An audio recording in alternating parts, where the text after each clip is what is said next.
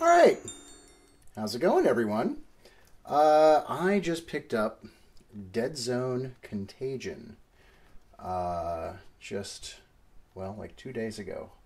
And rather than just do an unboxing, which I find unboxings to be a little pointless.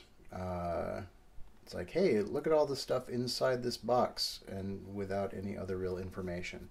But what I was going to do is more of a first look, first impressions actually, and let you know what it is I think of what I've gotten in the set. Now, first up, I didn't do the Kickstarter. I don't do Kickstarters in general, and although I was vaguely aware of this one when it came up in, I think it was May, I didn't bother with it. And I'm okay with that. I think what came in the box at retail was just fine, and I think waiting was just fine. But let's take a look real quick. This is the rule book, and it is quite nice, about 80 pages. Very good artwork, or really mostly photography here, but nicely done. And the text is all very readable. I did spot one really unfortunate typo, and if I spot it again, I'll point it out. But really, oh yeah, somewhere it said, yeah, there it is, right here. Some campaign notes. Campaign, yes. We're all going to play a campaign. Anyway, so I have actually read through most of the rule book, and really it was the rules and the basic concept of the game which encouraged me to buy the thing in the first place. And it is sort of a hybrid miniatures game, board game, not unlike Dust Tactics. But unlike Dust Tactics, it is a true 3D game,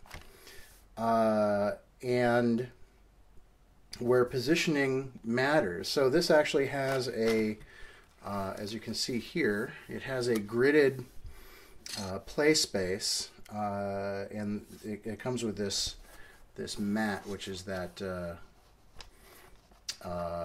what you call it? This is like mouse pad. It's like mouse pad material, gridded into 3x3 squares, and but in the game, they're referred to as cubes because all ranges, for movement and shooting and everything, also take into account the third dimension. So this isn't just a square; it's a cube, right? So it's 3x3x3. The rules are really easy to follow. It's pretty fast. I imagine a fast play game. I have not played this yet. As you can see, everything is still assembled, and I think one of the things I'm going to do in a little bit is assemble some of this stuff.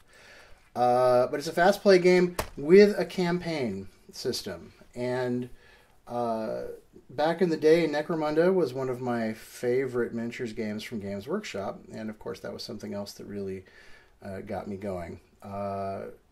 First, let me say that one of the things that has kind of kept me away from Mantic games in general is the feeling that my feeling that they're trying to be the go-to company for people who are sick of GW's shit.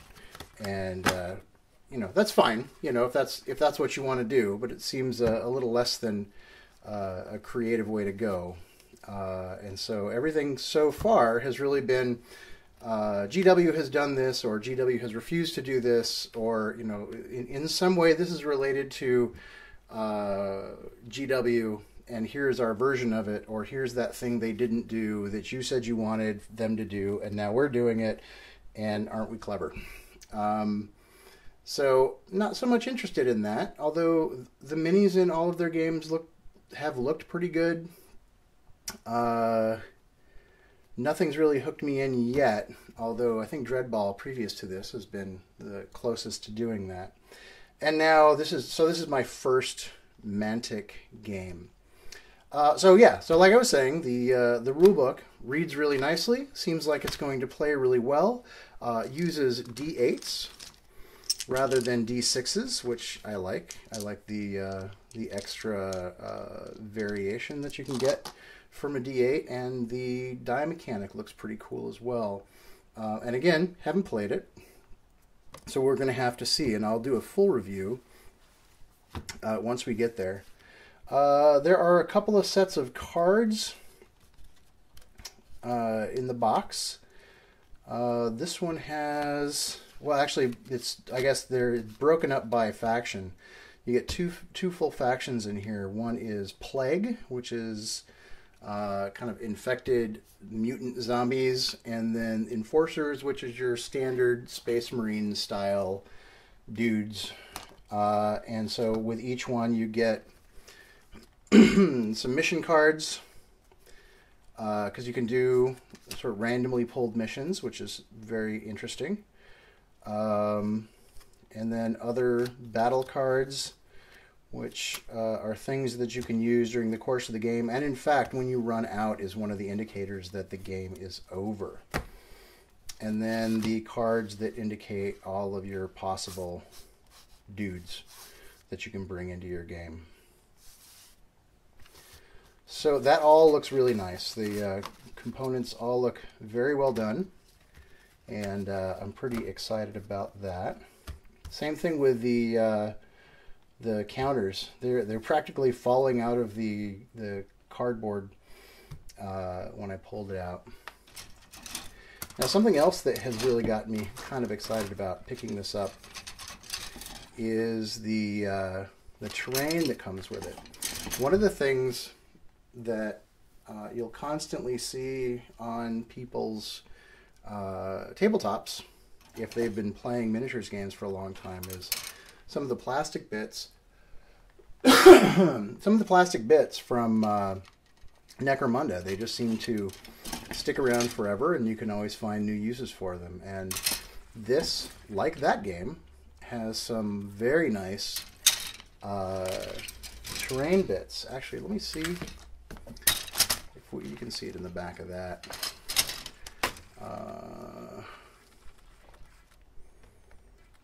Yeah, it's pretty much in the background of every photo in the book. But anyway, the idea with these pieces are that they're supposed to be modular and repositionable, and they come with these connectors that you can snap in to the various pieces so that you can arrange them in different ways, and you don't necessarily need to glue them. Now, I've already heard reports that might not necessarily be 100% accurate, that maybe they don't actually snap as well as you might hope. The plastic of all of this stuff, this appears, people refer to the plastic they use as restic, which is sort of a silly term because it's sort of resin plastic, and well, resin is a plastic. It doesn't really, it's a term that says nothing. I believe it's actually PVC that their stuff is made of, which means that you can't use plastic model cement on it. You pretty much have to use super glue or any other PVC usable glue. There's also, this guy is a special figure only available in this particular set. It looks like there's going to be some assembly to do, a lot of assembly, and I think I might go do some of that, and then we can take a look at the minis. Alright, so I put together a few of the models, mostly from the Plague side of things. Well, really all from the Plague side of things. And yeah, this is very similar to the material used on the plastic War Machine models. It's not my favorite material to work with. It has some odd properties, like as you're cleaning it up, the bits that you scrape from the seam lines want to just kind of hang out rather than falling away, so you're constantly having to shake them clear. sometimes hard to clean certain bits. You know, anything pointy wants to break. I'm a little concerned about this guy's leg. You can already see perhaps that there's a white thing at the ankle there, and that's where it's likely to break at some point. So I might just break in advance and pin it, so there's not going to be a problem. The other thing that's really kind of bothering me is that all of these came packaged in these little bags, and rather than having them still on the sprue, which I guess has its own drawbacks, but and the bags do seem to be grouped by type, sort of, but you kind of have to pick through them and pull out the bits that you think are for the guys that you're putting together. In some cases, it's not so hard to find. You know, like his pieces are all very specific. But when you have multiple guys about the same size, then you got to start digging through and checking how the pieces go together. Now, luckily, they do all seem to be keyed, so you can usually check in, you know, the peg versus the hole and whether or not it's going to fit, and you can pre-fit things. But like, for example, on the dogs, the dog forward, right, shoulder, and paw, both of them were about the same in terms of the key. It really took fitting both and sort of checking to see which one fit better on which. So it was a little annoying. So yeah, this part isn't my favorite part of this set, but I think when it's all done, I'll be happy enough with the pieces. I'm really just whining a bit. They're not bad by any stretch. I do wish they were. I wish they were styrene.